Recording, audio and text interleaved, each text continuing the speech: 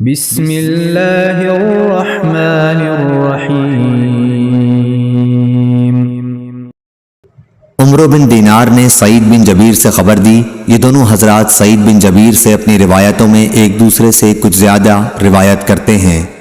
ابن جریج نے کہا میں نے یہ حدیث اوروں سے بھی سنی ہے، وہ بھی سعید بن جبیر سے نقل کرتے تھے کہ مجھ سے ابن عباس رضی اللہ عنہ نے کہا اور ان سے ابی بن کعب رضی اللہ عنہ نے کہا۔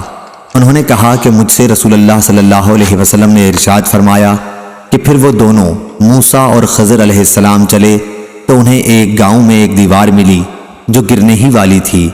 سعید نے کہا خضر علیہ السلام نے اپنے ہاتھ سے اس طرح اشارہ کیا اور ہاتھ اٹھایا، وہ دیوار سیدھی ہو گئی۔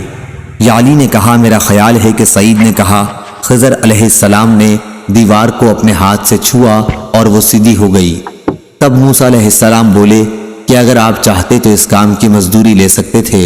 سعید نے کہا حضرت موسیٰ علیہ السلام کی مراد یہ تھی کہ کوئی ایسی چیز مزدوری میں آپ کو لینی چاہیے تھی جسے ہم کھا سکتے، کیونکہ بستی والوں نے ان کو کھانا نہیں کھلایا تھا۔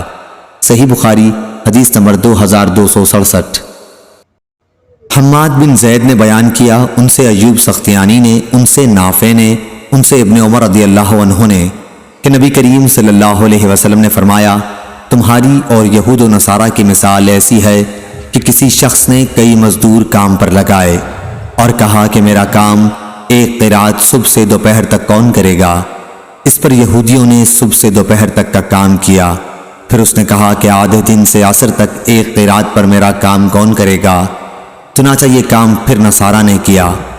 پھر اس شخص نے کہا کہ عصر کے وقت سے سورج ڈوبنے تک میرا کام 2 قرات پر کون کرے گا؟ اور تم امت محمدیہ ہی وہ لوگ ہو جن کو یہ درجہ حاصل ہوا۔ اس پر یہود و نصارہ نے برا مانا اور وہ کہنے لگے کہ کام تو ہم زیادہ کریں اور مزدوری ہمیں کم ملے۔ پھر اس شخص نے کہا کہ اچھا یہ بتاؤ کیا تمہارا حق تمہیں پورا نہیں ملا؟ سب نے کہا کہ ہمیں تو ہمارا حق پورا مل گیا۔ اس شخص نے کہا کہ پھر یہ میرا فضل ہے، میں جسے چاہوں زیادہ دوں۔ صحیح بخاری حدیث نمبر 2268۔